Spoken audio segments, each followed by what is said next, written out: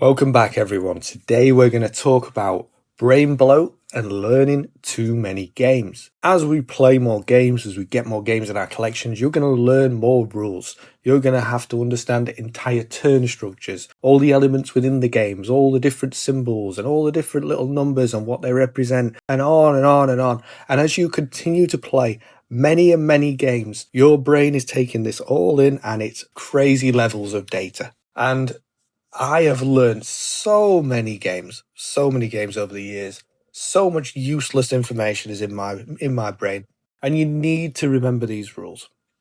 It's important for making it easy for you to get games out, and we're gonna go into all of this today. We're gonna talk about learning loads of rules.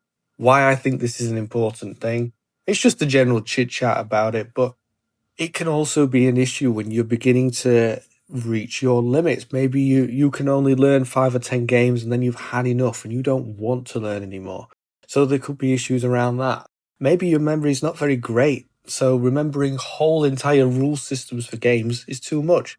Maybe you're into the miniatures side where there's whole elements. Not only is your turn structure, you have different things, maybe different movements, different things, but when you get to the shooting and damage phases, and then all the abilities of all the units, there can be some games out there with tons to learn, guys. Tons to learn. And it can fry your brain. It absolutely can. So let's start with, why do I believe this is something worth talking about now? Well, the reason is, guys, that as I've gone on throughout the years learning games, playing games, I'm now at the point where sometimes it can feel like an obstacle when there's super complex games to learn. And sometimes I can feel like my brain just doesn't need this much more information to process. Sometimes the most rewarding thing is when I get a simple game out and the rules are learned in less than 10 minutes and we're playing it. Whereas getting a large complex game out that's going to take me many hours to figure out, it can be incredibly demotivating nowadays. And as I've gone on, as I've played many games, I do feel like there is a ton of information in my head that is obviously not really necessary for the most part. You know, knowing the numbers and abilities of different cards in Magic the Gathering, remembering specific rules and things related to the role-playing games that I have in my collection, remembering profiles of different units within Warhammer 40,000. It's crazy the amount of useless information that is in my brain. And then I want to shove a whole new rule book in there alongside what's already there. It can be a difficult obstacle to overcome.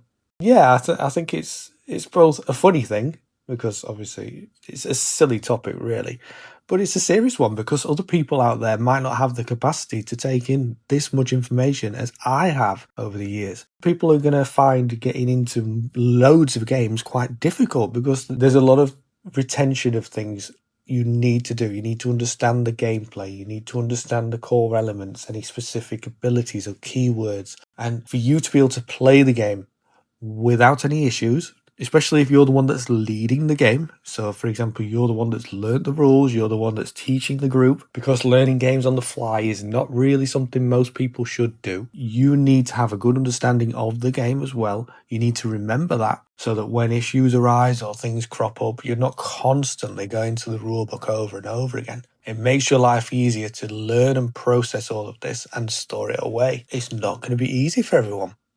This can certainly be an obstacle that will stop people in their tracks, prevent them from getting deeper into the hobby, etc. And that's why I'm doing this video. I think it's important because even me, as someone who has learned so many games, recently, sometimes when I get a complex rulebook in front of me, I'm just like, I just don't want this. I just don't need this. I'd rather just play a simple game that's easy to process.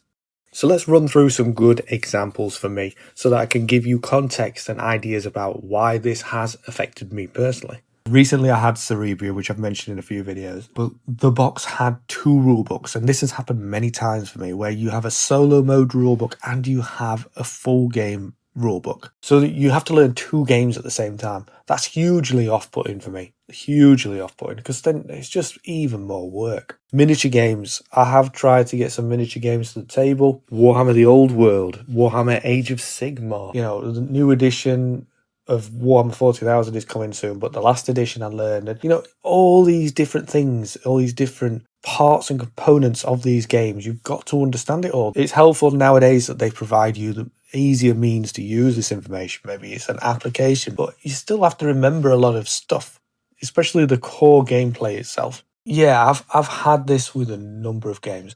One game in particular that I'm not very impressed with is, and I've spent multiple times trying to learn it, it is the Explore It series, and it's called The Domain of Mirza Noctis. Now, I've watched some videos online, maybe that's going to make it easier for me, but multiple times over the last couple of years, I've got it to the table and I've tried to learn it, and it's been an absolutely horrendous experience because for me, it doesn't seem well laid out. It's a lot to absorb, a lot to process, and it is not very welcoming. And I'll throw some more examples at you in a bit. Needless to say that I am encountering this issue myself. My brain is overloaded. There's too much that I have to know and remember. Because of that, I do feel like I do gravitate towards simpler games sometimes. When I'm looking on the shelves and I see something smaller and more palatable, it's like, yes, please, thank you. Something easy that I can just learn and play. It makes it so that maybe even your habits, your hobby habits might change. And I find that quite interesting. Let's go over the situations where this could be an issue. So for starters, as I said, if someone is new to the hobby or they don't play many games, when they get so many games in, it's going to become an obstacle very early on. Having complicated rule sets, having large rule books is something designers should try and factor in. You don't want to turn people off with overcomplicated rules. You want to make your games accessible and easy to remember. You want to make the turn structures simple to remember. One of the worst rule books, which got slated off a lot from what I know, is the Batman Gotham City Chronicles rulebook. The original one is a terrible layout, terrible. An example of how you don't present your game, where they are giving entire flow charts on every one of the different actions. Now, it makes sense to me, but as someone who knows many games, it was completely unnecessary. And if someone was sitting down to learn that game, it would have been a horrible experience.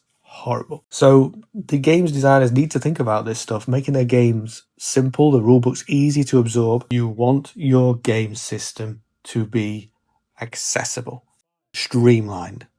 You know, it's easy for people to get it to the table. If you're a seasoned gamer like me, you play a lot of games, or maybe you're even a hardcore gamer, you're playing games all the time. Dependent on how many games you play, obviously if you only play a couple of games, there's a lot less for you to remember. So this isn't going to be as much of an obstacle or issue for you per se. But for everybody else, people who play a lot of games, like me, remembering tons of rules, it's probably not going to be too much of an issue until you start to hit big numbers, guys, until you start to hit large collections and you're trying to remember rules for hundreds and hundreds of games. At the end of the day, as long as you don't need to memorize everything about the rulebook. You don't need to have the entire text of the rulebook etched into your brain. Every passage does not need to be remembered, but a general overview of the game, most of the core elements you need to remember to make it smooth and easy to play. You don't want to feel like a kid doing his homework with your head in the book while you're playing a session, checking up on every single little thing because you can't retain that knowledge. So